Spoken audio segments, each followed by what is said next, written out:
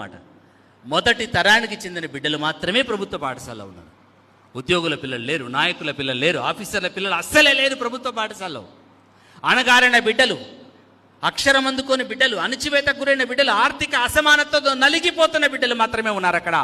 సమానత్వం, సామాజిక న్యాయం కోసం, సమసమాజ నిర్మాణం కోసం మాట్లాడుతున్న వాళ్ళందరూ కూడా ప్రభుత్వ పాఠశాల బిడ్డల యొక్క అస్తిత్వం, ఆత్మగౌరవం కోసం కనుక ఆలోచించగలిగితే, ఆ బిడ్డల యొక్క అత్యున్నతమైనటువంటి ఆశయం కోసం ఊతం ఇవ్వగలిగితే, వాళ్ళు అడుక్కోవాల్సినటువంటి అవసరం లేకుండా తరతరాల యొక్క దరిద్రాన్ని, పేదరికాన్ని, అవమానాన్ని, అసమానతల్ని వీళ్ళ చేతులతో మార్చడానికి అవకాశం ఉండేది. ఈ ఒక్క బిడ్డ మారితే 3 తరాలు మారడానికి అవకాశం ఉంది. పుట్టినీళ్ళు మారుతుంది, మెట్టినీళ్ళు మారుతుంది. వాడికి పుట్టబోతున్నటువంటి ముందు తరం బిడ్డల జీవితాన్ని కూడా వీడు మార్చుకోవడానికి అవకాశం ఉంటుంది.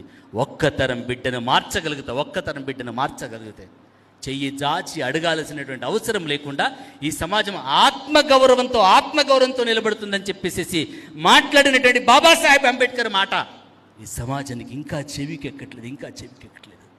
ఈ తరానికి చెందినటువంటి బిడ్డల్ని వదిలేస్తున్నాం. ఈ తరానికి చెందినటువంటి బిడ్డల్ని ఆదరించడంలో ఎక్కడో గ్యాప్ కనబడుతుంది.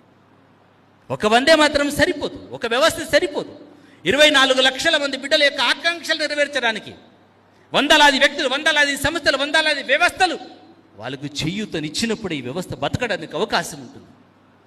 మా మురళికి సార్ బర్లిస్తే, గొర్రెలిస్తే, కుక్కలిస్తే, బెడ్రూమ్లు ఇస్తే, బంగారు బిస్కెట్లు ఇస్తే సమానత్వం వస్తుందా? సామాజిక న్యాయం వస్తుందా?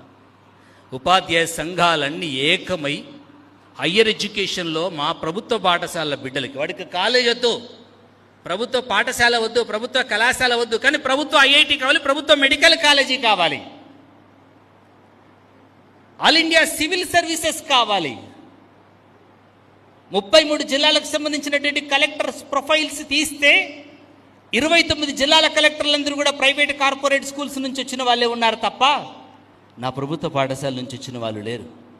నిన్నటికి వచ్చినటువంటి రిజల్ట్స్లో 62 మంది ఉమ్మడి తెలుగు రాష్ట్రాల నుంచి క్వాలిఫై అయినటువంటి సివిల్ సర్వీస్ రిజల్ట్స్ తీస్తే 2 పిల్లలు మాత్రమే ప్రభుత్వ పాఠశాల నుంచి ఉన్నటువంటి వాళ్ళు ఉన్నారు.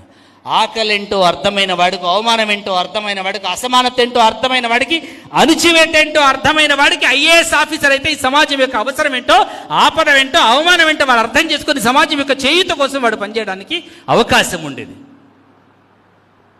ఇవాళ ఆ బిడ్డలు లేరు అక్కడ. ఇవాళ సంఘాలు ప్రశ్నించాల్సినటువంటి అవసరం ఉంది.